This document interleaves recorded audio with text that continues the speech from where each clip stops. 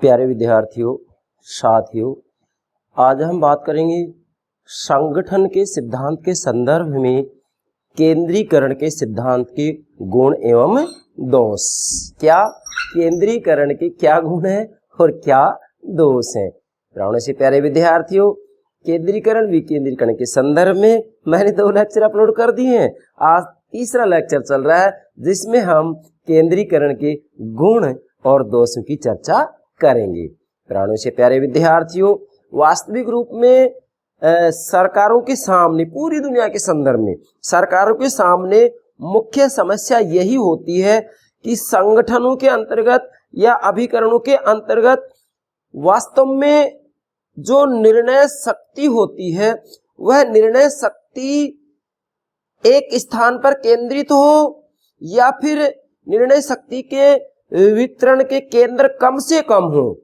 अगर निर्णय शक्ति के केंद्र कम से कम है या निर्णय शक्ति का केंद्र शीर्ष पर स्थित है तो इसे केंद्रीकरण की संज्ञा दी जाती है। और जब निर्णय शक्ति का वितरण के केंद्र अनेक होते हैं, निर्णय शक्ति के स्तर अनेक होते हैं, या हम ये कहें निर्णय लेने की शक्ति अनेक स्तरों पर, अनेक केंद्रों पर विभाजित होती है, तो उसे विकेंद्रीकरण कहा जाता है। तो वास्तविक रूप में जब हम संगठन के सिद्धांतों की चर्चा करते हैं तो संगठन के सिद्धांतों के संदर्भ में सरकारों के सामने मुख्य समस्या ये होती है कि भाई संगठन में शक्ति एक जगह पर, एक स्थान पर, शीर्ष पर केंद्रित हो या फिर जो है निर्णय के अनेकों केंद्र हो या अनेकों स्तर हो। जब निर्णय के अनेकों केंद्र या अनेकों स्तर होते हैं तो उसे वास्तविक रूप में विकेंद्रीकरण कहा जाता है। और जब निर्णय वास्तविक रूप में केंद्रीय सत्ता पर ही लिया जाता है, केंद्रीय स्तर पर ही लिया जाता है, निर्णय का एक ही केंद्र, एक ही स्तर होता है या बहुत कम स्तर होते हैं, तो इसे केंद्रीकरण कहा जाता है। तो वास्तविक रूप में केंद्रीकरण और विकेंद्रीकरण का सार इस बात में निहित होता है कि वास्तविक रूप में निर्णय की शक्ति का जो वितरण होता है, इस निर्णय की शक्ति के वितरण के केंद्र कम है या अधिक है। यदि निर्णय की शक्ति के वितरण के केंद्र कम से कम है या केंद्रीय सत्ता के द्वारा ही निर्णय लिया जाता है तो उसे केंद्रीकरण कहा जाता है। और यदि निर्णय की शक्ति के वितरण के अनेकों केंद्र है, अनेकों स्तर है या अनेकों स्तरों के ऊपर निर्णय लिया जाता है तो इसे विकेंद्रीकरण कहा जाता है। इसलिए नोट करेंगे, केंद्रीकरण और विकेंद्रीकरण का जो सार होता है वह निर्णय की शक्ति के वितरण में निहित होता है। निर्णय की शक्ति का वितरण का केंद्र यदि बहुत कम है तो इसे केंद्रीकरण कहते हैं, और निर्णय की शक्ति के वितरण के केंद्र अनेकों हैं तो इसे विकेंद्रीकरण कहा जाता है। तो आशा करते हैं बात समझ गए होंगे आप। मैंने यहाँ पर नोट किया है संगठन अर्थात संगठन के सिद्धांतों हम केंद्रीकरण के गुण और दोष ले रहे हैं। और वास्तविक रूप में सरकारों के सामने, ये मैंने मतलब समस्याएं, सरकारों के सामने मुख्य समस्या यही होती है कि संगठन या अभिकरणों के अंतर्गत केंद्रीकरण को या विकेंद्रीकरण को अपनाया जाए, अर्थात संगठन में केंद्रीकरण के सिद्धांत को अपनाए या विकेंद्रीकरण को। केंद्रीकरण और विकेंद्रीकरण का जो सार होता है वह निर्णय की शक्ति के वितरण में निहित होता है। इसका मतलब ये होता है कि जब निर्णय की शक्ति के कम से कम केंद्र होते हैं, कम केंद्र होते हैं या एक ही केंद्र होता है तो इसे केंद्रीकरण की संज्ञा दी जाती है। और जब निर्णय की शक्ति के अनेक केंद्र होते हैं, अनेक केंद्र होते हैं या स्तर होते हैं तो इसे विकेंद्रीकरण की संज्ञा दी जाती है। ठीक है भाई, तो यहां तक बात क्लियर होगी। अब आगे बढ़ते हैं हम। देखिएगा प्राणों से प्यारे विद्यार्थियों, सर्वप्रथम प्रतिदिन जो मैं एक लेक्चर मेरे YouTube चैनल पर अपलोड करता हूं, इसकी जानकारी सूचना आपको प्राप्त हो सके इसके लिए हमारे YouTube चैनल को सब्सक्राइब अवश्य कीजिएगा। आशा करता हूं आपने सब्सक्राइब कर दिया होगा। Thank you very much, thank you very much. Yes, प्राणों से प्यारे विद्यार्थी, मैं राजनीति विज्ञान का संपूर्ण पाठ्यक्रम मेरे YouTube चैनल पर अपलोड करूंगा। फिर चाहे वह स्नातक स्तर की बात हो, स्नातकोत्तर स्तर की बात हो या फिर राजनीति विज्ञान से संबंधित किसी भी प्रतियोगिता परीक्षा की बात क्यों ना हो, मैं विश्वास के साथ कह रहा हूं, यदि आप हमारे YouTube चैनल से जुड़ चुके हैं और आपको जानकारी हो गई है, और जिन विद्यार्थियों को जानकारी नहीं तो उनको भी, उन विद्यार्थियों का कर्तव्य है कि अवगत कराएं। मैं विश्वास से कह रहा हूं कि जो विद्यार्थी हमारे YouTube चैनल पर तैयारी कर रहे हैं वो किसी भी कंपटीशन में या स्नातक स्तर और स्नातकोत्तर स्तर पर अच्छे अंकों से उपाधि लेकर के आएंगे, ये मैं दृढ़ विश्वास से कह रहा हूं। और आपको इधर उधर भटकने की कतई आवश्यकता नहीं है, कारण कि मैं समग्र रूप में समझाने का प्रयास करता हूं। और राजनीति विज्ञान का संपूर्ण पाठ्यक्रम सिलेबस मेरे YouTube चैनल पर मैं आपको उपलब्ध करवाऊंगा, कारण कि मैंने जब से महाविद्यालय में पढ़ाना शुरू किया, लगभग 25 वर्ष हो गए मुझे पढ़ाते महाविद्यालयों में, मैं विद्यार्थियों से प्रारंभ से ही प्रेम करता आया हूँ और मैं विद्यार्थियों के प्रेम के लिए ही मैंने ये चैनल बनाया है और इस प्रेम की वजह से ही मैं प्रतिदिन एक लेक्चर अपलोड करता हूँ। कारण कि मनुष्य को जीवन जीना है तो प्रेम से जिए। फ्रेम में तो कभी भी आदमी लगाया जा सकता है, फ्रेम का मतलब जब उसकी डेथ हो जाती है फ्रेम में तो कभी भी लगाया जा सकता है उसको, डेफिनेटली फ्रेम में तो जाना ही एक दिन। तो फ्रेम में जाने से पहले प्रेम तो करें हम। तो मैं मेरे विद्यार्थियों से दिल से प्रेम करता हूं और दिल से प्रेम करने की ही ये अभिव्यक्ति है कि मैं प्रतिदिन यूट्यूब चैनल पर एक लेक्चर निश्चित रूप में अपलोड करता हूं। कारण कि मेरे विद्यार्थी राजनीति विज्ञान में सफलता प्राप्त करें और मेरा मूल ध्येय यही है कि मैं राजनीति विज्ञान को एक सर्वोच्च विज्ञान, एक स्वामी विज्ञान मानते हुए आपको समझाता हूं। कारण कि राजनीति विज्ञान के पिता अरस्तु ने अपनी पुस्तक पॉलिटिक्स में राजनीति विज्ञानों के बारे में क्या कहा गया कि political science is supreme science, political science is master science, कि राजनीति विज्ञान एक स्वामी विज्ञान है, राजनीति विज्ञान सर्वोच्च विज्ञान है, लोक प्रशासन राजनीति विज्ञान का एक पार्ट है। तो अभी हम लोक प्रशासन की चर्चा कर रहे हैं। देखिएगा भाई, अब आज के जो लेक्चर है इसमें हम दो बातें ले रहे हैं, केंद्रीकरण के सिद्धांत के गुण और दोष। यस, सबसे पहले ले रहे केंद्रीकरण के गुण, केंद्रीकरण के गुण, अर्थात जब किसी भी संगठन के अंतर्गत वास्तविक रूप में निर्णय की शक्ति के वितरण के केंद्र कम से कम होते हैं या केंद्रीय सत्ता का ही वास्तव में संगठन के ऊपर पर्याप्त नियंत्रण होता है तो इसे केंद्रीकरण कहा जाता है। अब जो केंद्रीकरण होता है वास्तविक रूप में आज पूरी दुनिया में सभी देशों के अंतर्गत केंद्रीकरण की प्रवृत्ति प्रबल होती जा रही है। मतलब सभी देशों के अंतर्गत वास्तविक रूप में जो ये केंद्रीय सत्ता है वो केंद्रीय सत्ता शक्तिशाली होती जा रही है। यह हमें कहेंगे कि निर्णय के केंद्र कम से कम होते जा रहे हैं। यह हमें कहेंगे कि निर्णय वास्तविक रूप में केंद्रीय सत्ता के द्वारा ही लिया जाता है जो कि पूरे देश को अपने नियंत्रण में रखती है। तो ये प्रवृत्ति पूरी दुनिया के सभी देशों में बढ़ती जा रही है। मतलब सभी देशों में केंद्रीकरण की प्रवृत्ति बढ़ती जा रही है। अब मैंने यहां लिखा है केंद्रीकरण की बढ़ती लोकप्रियता का कारण उसके कई गुण हैं। मतलब पूरी दुनिया में केंद्रीकरण की लोकप्रियता क्यों बढ़ रही है या संगठन के अंतर्गत वास्तविक रूप में केंद्रीय सत्ता का ही पर्याप्त नियंत्रण क्यों हो रहा है। आप देखिएगा यहां मैंने लिखा है केंद्रीय सत्ता का पर्याप्त नियंत्रण। जिस संगठन में केंद्रीय सत्ता का पर्याप्त नियंत्रण होता है वो ही क्या कहलाता है, केंद्रीकरण कहलाता है। कारण कि वास्तविक रूप में पूरे संगठन के ऊपर केंद्रीय सत्ता का पर्याप्त नियंत्रण होता है और जब किसी भी संगठन में केंद्रीय सत्ता का पर्याप्त नियंत्रण होता है तो वास्तविक रूप में वही केंद्रीकरण कहलाता है। आप इसको दूसरे रूप में भी समझ सकते हैं, जैसे एकात्मक शासन प्रणाली के अंतर्गत वास्तविक रूप में संविधान के द्वारा सभी शक्ति केंद्र सरकार को दे दी जाती है, स्थानीय सरकारों को शक्ति केंद्र सरकार देते हैं, केंद्र सरकार जब चाहे तब स्थानीय सरकारों से शक्तियां छीन सकती है। संघात्मक शासन प्रणाली के अंतर्गत संविधान के द्वारा केंद्र और राज्यों में शक्तियां बांट दी जाती है, स्थानीय सरकारों को भी शक्तियां दे दी जाती है, किसके द्वारा, राज्यों के द्वारा। तो डेफिनेटली संघात्मक शासन प्रणाली में शक्ति वितरित होती है जबकि एकात्मक शासन प्रणाली में शक्ति वितरित नहीं होती है। तो एकात्मक शासन प्रणाली में वास्तविक रूप में केंद्रीकरण पाया जाता है जबकि संघात्मक शासन प्रणाली में विकेंद्रीकरण पाया जाता है। संघात्मक शासन प्रणाली, एकात्मक शासन प्रणाली क्या होती है इसके बारे में मैंने कितने लेक्चर अपलोड कर दिए आप हमारे प्लेलिस्ट में देख सकते हैं, पॉलिटिकल थ्योरी में राजनीतिक सिद्धांत में। यस स्टूडेंट्स ध्यान दीजिएगा, केंद्रीकरण की बढ़ती लोकप्रियता का कारण उसके कई गुण है। अर्थात वास्तविक रूप में किसी भी संगठन में केंद्रीय सत्ता का पर्याप्त नियंत्रण होता है तो उसे केंद्रीकरण कहा जाता है। अब केंद्रीकरण के क्या लाभ है, क्या गुण है, इससे क्या फायदे हैं, इस पर हम चर्चा करेंगे 5 बिंदुओं के माध्यम से। पहला इसका गुण है केंद्रीय सत्ता का पर्याप्त नियंत्रण। अर्थात वास्तविक रूप में किसी भी संगठन या अभिकरण के अंतर्गत जब केंद्रीकरण पाया जाता है या केंद्रीय सत्ता का पूरे संगठन पर पर्याप्त नियंत्रण होता है तो इससे क्या होता है, केंद्रीय सत्ता का पर्याप्त नियंत्रण रहता है। अर्थात वास्तविक रूप में पूरे संगठन के ऊपर या पूरे देश के ऊपर एक प्रकार से हमें कह सकते हैं कि केंद्रीय सत्ता का पर्याप्त नियंत्रण होता है। जब केंद्रीय सत्ता का पूरे देश के ऊपर पर्याप्त नियंत्रण होता है, जैसा कि आप देख सकते हैं फ्रांस के अंतर्गत, ब्रिटेन के अंतर्गत वास्तविक रूप में केंद्रीकरण की प्रवृत्तियां हैं, जबकि भारत की बात आती है तो भारत में विकेंद्रीकरण की प्रवृत्ति है, विकेंद्रीकरण पाया जाता है। लेकिन फिर भी मैं ये कहूंगा कि भारत में भी आज केंद्रीय सरकार शक्तिशाली होती जा रही है, केंद्रीकरण की प्रवृत्ति बढ़ती जा रही है। दुनिया के सभी देशों में केंद्रीकरण की प्रवृत्तियां बढ़ती जा रही है। कारण कि कुछ परिस्थितियों ने वास्तविक रूप में सरकारों को बाध्य कर दिया है कि भाई केंद्रीय सत्ता शक्तिशाली हो। जैसा कि आप देखेंगे पूरी दुनिया के अंतर्गत सरकार के तीनों अंगों में वास्तविक रूप में कार्यपालिका शक्तिशाली होती जा रही है बजाय व्यवस्थापिका के। कारण क्योंकि आज युद्ध जैसी स्थिति किसी न किसी रूप में बनी रहती है और युद्ध जैसी स्थिति के अंतर्गत शीघ्र निर्णय की आवश्यकता होती है और शीघ्र निर्णय की आवश्यकता होती है तो डेफिनेटली शीघ्र निर्णय केवल कार्यपालिका ही ले सकती है। तो वास्तविक रूप में कार्यपालिका का ही एक प्रकार से पूरे देश के ऊपर नियंत्रण होता है। तो केंद्रीय सत्ता का पर्याप्त नियंत्रण होता है, इसका एक ये फायदा होता है। जब केंद्रीय सत्ता का पूरे देश के ऊपर पर्याप्त नियंत्रण होता है या एक संगठन की बात करते हैं, अभिकरण की बात करते हैं तो उसके शीर्ष या उच्च अधिकारी के द्वारा पूरे संगठन को अपने नियंत्रण में रखा जाता है, तो कार्य कुशलता के साथ किए जाएंगे, उस संगठन में कार्यों का संचालन सुचारू रूप में किया जाएगा। पहला फायदा है ये। दूसरा गुण है प्रशासन में एक रूपता। भाई जब वास्तविक रूप में देखो, ये मैंने नोट भी किया यहाँ वास्तविक रूप में केंद्रीय सत्ता का पर्याप्त नियंत्रण होता है। केंद्रीय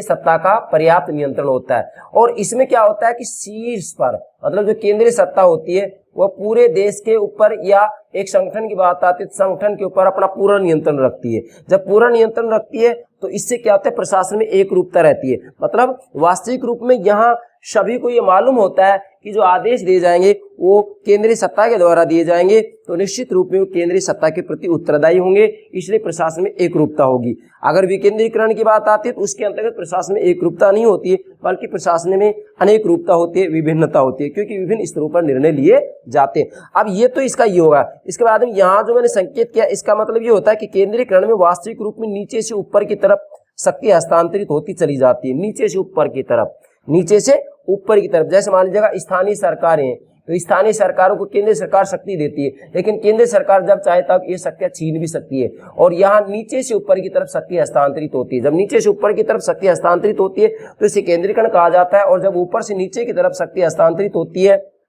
मतलब शीर्षस्थ या केंद्रीय सत्ता से निम्न सत्ता की तरफ शक्ति हस्तांतरित होती है, तो इसे विकेंद्रीकरण कहा जाता है। इसमें सत्ता का केंद्र एक ही होता है, ये बहुत कम केंद्र होते हैं, जबकि विकेंद्रीकरण के अंतर्गत सत्ता के अनेकों स्तरीय केंद्र होते हैं और इसमें बहुत कम केंद्रीय स्तर होते हैं। या हम ये कहेंगे केवल केंद्रीय सत्ता के द्वारा ही पूरे संगठन या देश के ऊपर नियंत्रण रखा जाता है, इसे केंद्रीकरण कहा जाता है इधर वाले को, और ये विकेंद्रीकरण होगा। यहाँ पर निर्णय के अनेकों केंद्रीय स्तर होंगे, जबकि यहाँ पर निर्णय के मतलब जो केंद्र है वो एक या दो होंगे, या केवल एक ही केंद्र होगा, जिसे कि केंद्रीय सत्ता कहा जाता है। केंद्रीय सत्ता के द्वारा ही सारे निर्णय लिए जाते हैं, और जब केंद्रीय सत्ता के द्वारा सारे निर्णय लिए जाते हैं तो पूरे प्रशासन में एकरूपता होती है। तीसरा जो गुण है वो है मितव्ययिता।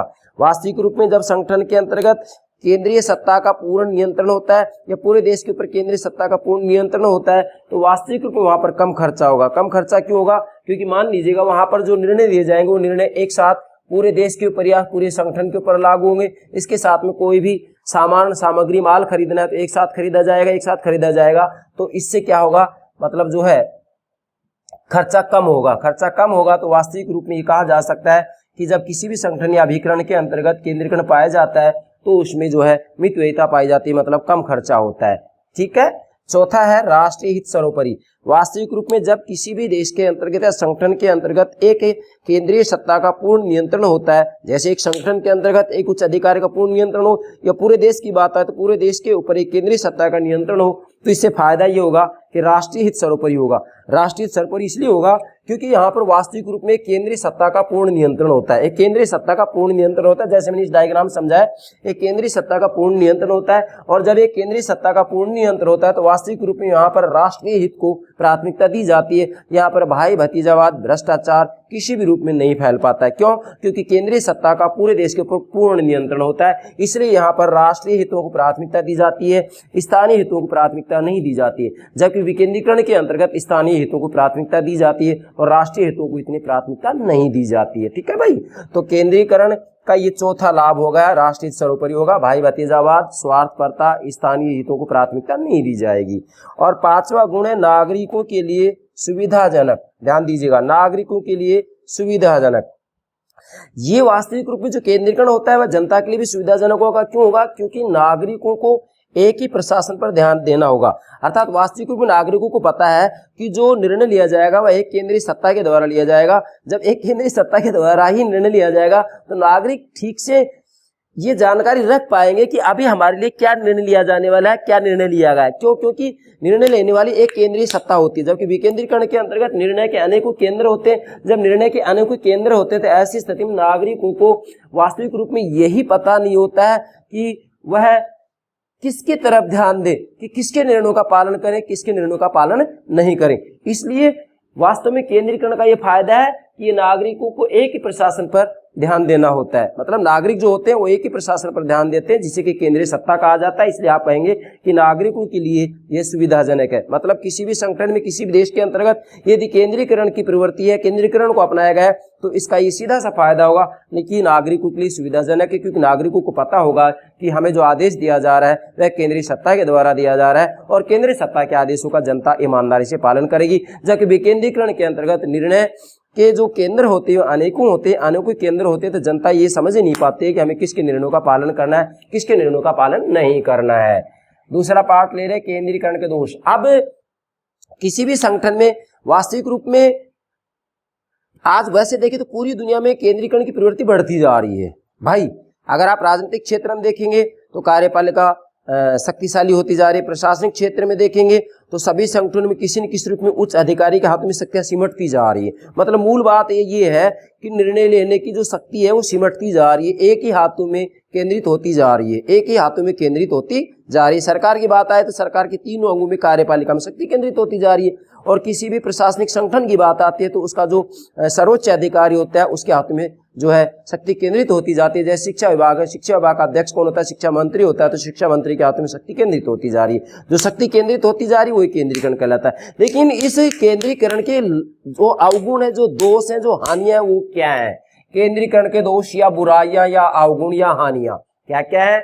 नंबर 1, कार्य में विलंब। भाई वास्तविक रूप में केंद्रीकरण का जो सबसे बड़ा दोष है वो ये है कि कार्य में विलंब होता है। कार्य में विलंब इसलिए होता है क्योंकि यहाँ पर उच्चतर स्तरों पर कार्य इकट्ठा हो जाता है। क्यों? क्योंकि यहाँ केंद्रीय सत्ता का पूरे देश के ऊपर पर्याप्त नियंत्रण होता है, या एक संगठन के अंतर्गत एक जो विभाग का अध्यक्ष होता है उस विभाग के अध्यक्ष के पास ही जो है पर्याप्त नियंत्रण होता है पूरे विभाग का। तो ऐसी स्थिति में उसके पास कार्यभार बढ़ जाता है, और जब कार्यभार बढ़ जाता है तो ऐसी स्थिति में फिर कार्य में विलंब होगा। भाई एक ही जैसे विभाग का अध्यक्ष है, शिक्षा विभाग की बात ले रहे हैं, शिक्षा विभाग का अध्यक्ष शिक्षा मंत्री है, तो यहाँ पर क्या होगा? पूरे विभाग का कार्य शिक्षा मंत्री के पास इकट्ठा हो रहा है। अब जब उसके पास ये कार्य इकट्ठा हो रहा है तो कार्यभार बढ़ेगा, कार्यभार बढ़ेगा तो ऐसी स्थिति में क्या होगा? कार्यों में विलंब होगा। मतलब ठीक से जल्दी से निर्णय नहीं लिया जाएगा, इसलिए कार्य में विलंब होगा। किससे? केंद्रीकरण के कारण। मतलब केंद्रीय सत्ता का पूरे देश के ऊपर या एक संगठन विभाग के ऊपर पूर्ण नियंत्रण होता है। मान लीजिएगा एक संगठन की बात आती है तो विभाग का जो अध्यक्ष होता है उसके द्वारा पूर्ण नियंत्रण होगा। पूरे देश की बात आती है केंद्रीय सत्ता का पूरे देश के ऊपर पर्याप्त नियंत्रण होगा, और जब पूरे देश के ऊपर केंद्रीय सत्ता का पर्याप्त नियंत्रण होगा तो यहाँ पर कार्य बहुत ज्यादा इकट्ठे हो जाएंगे, क्योंकि सभी निर्णय केंद्रीय सत्ता के स्तर पर लिए जाएंगे, और केंद्रीय सत्ता के स्तर पर सभी निर्णय लिए जाएंगे तो यहाँ पर वास्तविक रूप में कार्यभार बहुत ज्यादा हो जाएगा, कार्य बहुत ज्यादा इकट्ठे हो जाएंगे। कार्य बहुत ज्यादा इकट्ठे हो जाएंगे तो वास्तविक रूप में यहाँ पर निर्णय बहुत विलंब से लिए जाएंगे, इसलिए कार्य में विलंब होगा। दूसरा जो इसका दोष है वह है निर्णयों में त्रुटि की संभावना। क्यों? क्योंकि वास्तविक रूप में यहाँ जो ये केंद्रीकरण होता है इसके निर्णयों में बहुत ज्यादा त्रुटियां होने की संभावना है। क्यों होने की संभावना है? क्योंकि यहाँ जो केंद्रीय अधिकारी है वो जनता से जुड़े हुए नहीं होते हैं। जो ये केंद्रीय सत्ता का पर्याप्त नियंत्रण होता है पूरे देश के ऊपर होता है, या एक विभाग की बात आती है तो विभाग का अध्यक्ष होता है, उस विभाग के ऊपर पूर्ण रूप में नियंत्रण रखता है। लेकिन वास्तविक रूप में क्या है? जो केंद्रीय अधिकारी होते हैं जनता से इतने संपर्क में नहीं रह पाते हैं, जनता से इतने जुड़े नहीं होते हैं। जब जनता से संपर्क में नहीं होंगे, जनता से जुड़े नहीं होंगे, तो वास्तविक रूप में वो जनता की समस्याओं को, उनकी परिस्थितियों को ठीक से नहीं समझ पाएंगे। जब जनता की समस्याओं और परिस्थितियों को ठीक से नहीं समझ पाएंगे तो निश्चित रूप में उनके निर्णय भी अच्छे नहीं होंगे, श्रेष्ठ नहीं होंगे। इसलिए निर्णयों में त्रुटि की संभावना होती है केंद्रीय अधिकारियों के द्वारा या केंद्रीय सत्ता के द्वारा। और तीसरा है प्रशासन में अनमनीयता, मतलब कठोरता। कठोरता, कठोरता इसका मतलब क्या है कि देखिएगा भाई, वास्तविक रूप में जब संगठन में केंद्रीकरण होता है या संगठन में जो निर्णय होता है वह उच्च स्तर पर ही लिया जाता है, एक अधिकारी के द्वारा लिया जाता है या विभाग के अध्यक्ष के द्वारा लिया जाता है, तो ऐसी स्थिति में वास्तविक रूप में वो जनता से चूंकि परिचित नहीं होता है, जनता के संपर्क में नहीं रहता है, जनता की समस्या और परिस्थिति की उसको जानकारी नहीं होती है, इसलिए समय और परिस्थिति के हिसाब से वास्तविक रूप में प्रशासन के निर्णयों में परिवर्तन नहीं किया जा सकता है। और जब प्रशासन के निर्णयों में परिवर्तन नहीं किया जा सकता है तो ऐसी स्थिति में ये कहा जा सकता है कि प्रशासन में अनियमितता या कठोरता होती है। मतलब समय और परिस्थिति के हिसाब से प्रशासन के निर्णय में परिवर्तन नहीं किया जा सकता। क्यों नहीं किया जा सकता? क्योंकि वो जनता से बहुत दूर होते हैं। जो केंद्रीय सत्ता होती है, केंद्रीय सत्ता का पूरे देश के ऊपर पर्याप्त नियंत्रण होता है, लेकिन केंद्रीय सत्ता वास्तविक रूप में जनता की परिस्थितियों और समस्याओं को ठीक से नहीं समझ पाती है। जबकि विकेंद्रीकरण के अंतर्गत वास्तविक रूप में निर्णय के आने को केंद्र होते हैं। ऐसी स्थिति में जनता की समस्याओं को, परिस्थितियों को ठीक से अधिकारी समझ जाते हैं, तो वहां पर ठीक से निर्णय लिया जा सकता है। जबकि यहाँ पर वास्तविक रूप में जो है ठीक से निर्णय नहीं लिया जा सकता है। ठीक है भाई। तो यहाँ प्रशासन में क्या होगा? अनियमितता, कठोरता होगी। मतलब समय और परिस्थिति के हिसाब से प्रशासनिक निर्णयों में परिवर्तन नहीं किया जा सकता, क्योंकि ये जो केंद्रीय सत्ता है ये वास्तविक रूप में जनता से परिचित नहीं होते, जनता से इनका संपर्क ही नहीं हो पाता है, जनता की समस्याएं, परिस्थितियों को ये जानते नहीं है, तो इसलिए प्रशासन में कठोरता पाई जाती है। अगला है अलोकप्रिय शासन। वास्तविक रूप में केंद्रीकरण के अंतर्गत केंद्रीय सत्ता का ही पूरे देश के ऊपर पर्याप्त नियंत्रण होता है। या किसी संगठन की बात करें तो संगठन के अंतर्गत जो विभाग होता है, उस विभाग का जो अध्यक्ष होता है, विभाग का अध्यक्ष का पूर्ण नियंत्रण होता है, और विभाग के अध्यक्ष का पूर्ण नियंत्रण होता है। तो वास्तविक रूप में इसके अंतर्गत फिर वही बात आती है कि जो उच्च अधिकारी होता है या जो केंद्रीय सत्ता होती है वो जनता से किसी भी रूप में संपर्क में नहीं रहते हैं। ऐसी स्थिति में कहा जा सकता है कि यहाँ पर जो शासन होगा वो लोकप्रिय नहीं होगा, लोकतांत्रिक नहीं होगा, बल्कि अलोकप्रिय, अलोकतांत्रिक ही होगा। अगला है पांचवा, स्थानीय शासन की उपेक्षा। वास्तविक रूप में केंद्रीकरण के अंतर्गत क्या होगा? जो स्थानीय स्वशासन होता है, स्थानीय स्वशासन होता है, स्थानीय स्वशासन होता है, स्थानीय स्वशासन होता है, उसकी पूर्ण उपेक्षा होती है। क्यों होती है? क्योंकि स्थानीय जनता सहयोग कम करती है। स्थानीय जनता सहयोग इसलिए कम करेगी क्योंकि वास्तविक रूप में इनको किसी भी रूप में निर्णयों में सहभागी नहीं बनाया जाता है। निर्णय तो केंद्रीय सत्ता के स्तर पर लिए जाते हैं, या किसी विभाग और संगठन की बात आती है तो विभाग का जो अध्यक्ष होता है उसके द्वारा ही पूर्ण रूप में निर्णय लिए जाते हैं। तो ऐसी स्थिति में स्थानीय जनता वास्तविक रूप में प्रशासन का सहयोग बहुत कम करती है, और जब प्रशासन का सहयोग बहुत कम करती है तो ऐसी स्थिति में स्थानीय शासन की उपेक्षा की जाती है। अर्थात केंद्रीयकरण के अंतर्गत जो स्थानीय शासन होता है उसकी पूर्ण रूप में उपेक्षा होती है। क्यों होती है? क्योंकि वास्तविक रूप में केंद्रीकरण के अंतर्गत हम, जैसा मैं कहूँ, ब्रिटेन की बात आती है, ब्रिटेन में एकात्मक शासन प्रणाली है, और एकात्मक शासन प्रणाली में संविधान के द्वारा सभी शक्ति केंद्रीय सरकार को दे दी जाती है। अब केंद्रीय सरकार स्थानीय सरकार को सुपुर्द करती है, केंद्रीय सरकार स्थानीय सरकार को शक्तियां सुपुर्द करती है, मगर केंद्र सरकार जब चाहे तब स्थानीय सरकार की शक्तियां वापस भी छीन सकती है। इसलिए स्थानीय शासन की उपेक्षा होती है। कारण क्योंकि स्थानीय शासन को जो शक्तियां सौंपी जा रही है वह संविधान के द्वारा नहीं सौंपी जा रही है, बल्कि केंद्रीय सरकार के द्वारा सौंपी जाती है। और जब केंद्रीय सरकार के द्वारा शक्तियां सौंपी जा रही है तो केंद्रीय सरकार जब चाहे तब इन शक्तियों को वापस भी ले सकती है, वापस ले सकती है। तो इसका मतलब ये होगा कि यहाँ वास्तविक रूप में जो स्थानीय सरकार होती है, स्थानीय सरकार की पूर्ण रूप में उपेक्षा की जाती है। तो आप अंत में ये कहेंगे कि वास्तविक रूप में जो केंद्रीकरण होता है उसका ये दोष होगा कि स्थानीय शासन जो होता है, स्थानीय जो सरकार होती है, स्थानीय जो संस्थाएं होती है, स्थानीय स्वशासन होता है, उसकी पूर्ण रूप में उपेक्षा होगी। कहाँ? जब किसी भी देश के अंतर्गत, किसी भी संगठन के अंतर्गत वास्तविक रूप में शक्ति का एक ही केंद्र होगा, तो ऐसी स्थिति में स्थानीय शासन की पूर्ण रूप में उपेक्षा ही होती है। जबकि विकेंद्रीकरण के अंतर्गत स्थानीय शासन को पूरा महत्व दिया जाता है, उसकी उपेक्षा नहीं होती है। ये हो गए केंद्रीकरण के दोष। अर्थात आज के लेक्चर में हमने केंद्रीकरण के गुण तथा दोष लिए। आप इसके संदर्भ में किसी भी रूप में किसी प्रतियोगिता परीक्षा के अंतर्गत या स्नातक स्तर, स्नातकोत्तर स्तर के ऊपर जिन विद्यार्थी के पास में लोक प्रशासन विषय है, तो आप इन बातों को ठीक से नोट कर सकते हैं। अगर इसके ऊपर मान लीजिएगा स्नातक स्तरीय परीक्षा में, स्नातकोत्तर स्तर की परीक्षा में आपसे पूछ लिया गया कि केंद्रीकरण का अर्थ बताते हुए केंद्रीकरण के गुण और दोष बताइए, तो आप इन बिंदुओं के आधार पर आसानी समझा सकते हैं। दो डायग्राम बना करके आप उनको तरीके से समझाएंगे। इसके बाद मैंने यहाँ एक बात और नोट और की है, शक्ति और प्रभुत्व की और झुकाव। अर्थात केंद्रीकरण के अंतर्गत वास्तविक रूप में शक्ति और प्रभुत्व की ओर झुकाव होता है। शक्ति प्रभुत्व मतलब यह है कि केंद्रीकरण के अंतर्गत नीचे से ऊपर की तरफ शक्ति केंद्रित होती है, केंद्रीकरण के अंतर्गत प्रभुत्व नीचे से ऊपर की ओर एकत्रित होता है, इकट्ठा होता है। अर्थात यहाँ पर वास्तविक रूप में केंद्रीय सत्ता का पर्याप्त नियंत्रण होता है, इसलिए केंद्रीकरण के अंतर्गत शक्ति और प्रभुत्व की ओर झुकाव होता है। अर्थात यहाँ पर शक्ति और प्रभुत्व के केंद्र कम से कम होते हैं, या शक्ति और प्रभुत्व का केंद्र एक ही होगा, जिसे कि केंद्रीय सत्ता की संज्ञा दी जाती है। ठीक है भाई। तो ये केंद्रीकरण के संदर्भ में जो लास्ट में मैंने लिखा है, इसको आप जरूर नोट कीजिएगा कि केंद्रीकरण में शक्ति और प्रभुत्व की ओर झुकाव रहता है। मतलब किसी भी संगठन में, किसी भी देश के अंतर्गत यदि केंद्रीकरण पाया जाता है तो निश्चित रूप में वहां पर शक्ति और प्रभुत्व की ओर झुकाव होगा, और शक्ति और प्रभुत्व वास्तविक रूप में केंद्रीय सत्ता के अंतर्गत होगी, या ये कहेंगे कि पूरे देश के ऊपर केंद्रीय सत्ता का पर्याप्त नियंत्रण होगा। किसी विभाग की बात आती है तो विभाग के अध्यक्ष का पूरे विभाग के ऊपर पर्याप्त नियंत्रण होगा। ये हो गया आपका केंद्रीकरण के गुण और दोष। मुझे विश्वास है आप केंद्रीकरण के गुण और दोषों को बेहतर तरीके से समझ गए होंगे। Yes, okay, thank you very much, thank you very much. जो विद्यार्थी स्क्रीनशॉट लेना चाहें स्क्रीनशॉट ले सकते हैं। प्राणों से प्यारे विद्यार्थियों, स्क्रीनशॉट ले लीजिएगा। ये जो मैं प्रयास कर रहा हूँ इसलिए कर रहा हूँ कि आप राजनीति विज्ञान को बेहतर तरीके से समझ सकें। आशा करता हूँ आपने स्क्रीनशॉट ले लिया होगा। Yes, okay, thank you very much, thank you very much, okay, bye bye.